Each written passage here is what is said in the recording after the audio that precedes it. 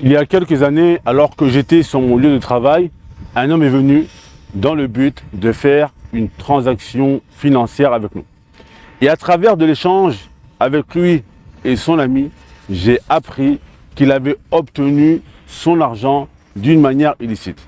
Alors je suis allé voir mon patron et je lui ai expliqué la situation, que l'homme qui veut nous acheter une certaine marchandise aujourd'hui a obtenu son argent d'une manière illicite. Nous est-il autorisé à nous les musulmans de commercer avec ceux qui ont de l'argent illicite alors que l'on le sait éperdument? Que devons-nous faire dans ce genre de situation? Est-ce que mon patron a pris la bonne décision? Dans la vidéo d'aujourd'hui, vous allez avoir la réponse sur ce sujet.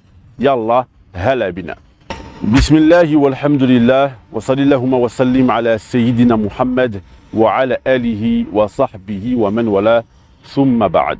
Allah tabaraka wa ta'ala nous révèle dans plusieurs versets du Coran que les juifs et les chrétiens étaient des gens qui mangeaient des pots de vin.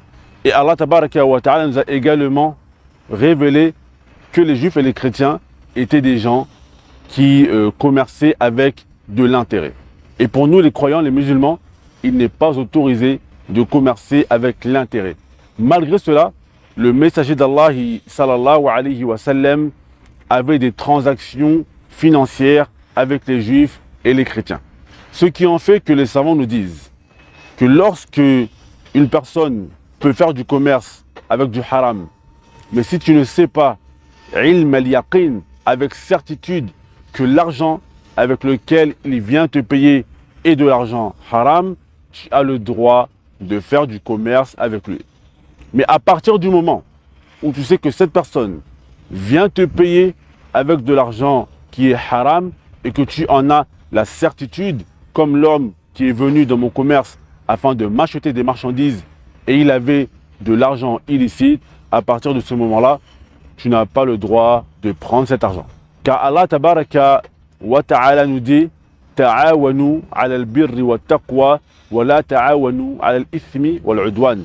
Allah azza wa jalla nous dit entraidez-vous dans les choses vertueuses et la piété et ne vous entraidez pas dans les hostilités et les péchés.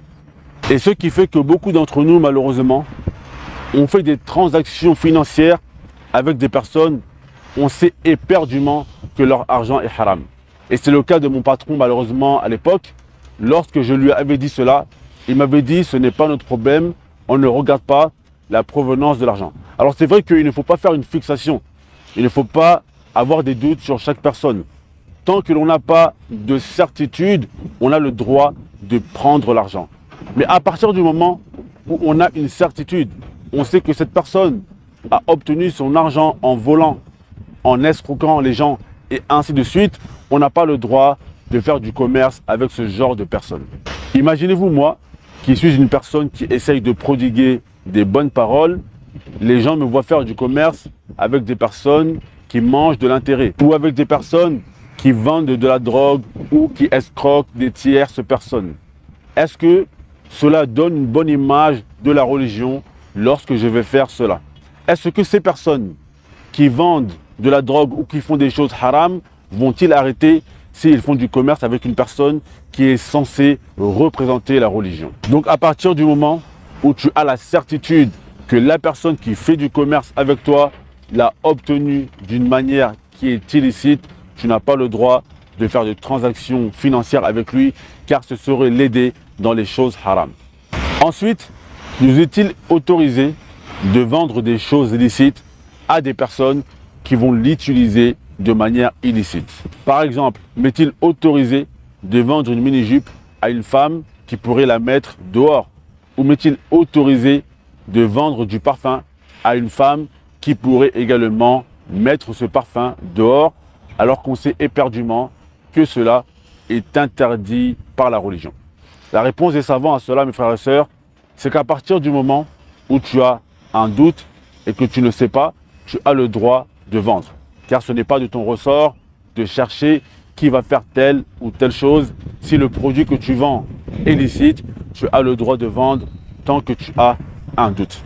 Mais si tu sais éperdument que la personne à qui tu vas vendre ce produit illicite va l'utiliser de manière illicite, dans ce cas-là, tu n'as pas le droit de lui vendre ce produit illicite car elle va l'utiliser de manière illicite. Et comme on l'a dit précédemment, Allah Tabaraka wa Ta'ala nous a dit de nous entraider dans la piété et dans les choses vertueuses. Et c'est pour cela, mes frères et sœurs, que les savants nous disent également que les pays dans lesquels le facet de la perversité est répandu, il est de notre sort à nous, les croyants, d'éviter de vendre les choses qui pourraient être utilisées de manière illicite dans ces pays-là. Tu sais que dans un pays, malheureusement, les gens ont tendance à mettre le parfum, les femmes ont tendance à mettre le parfum dehors comme ça.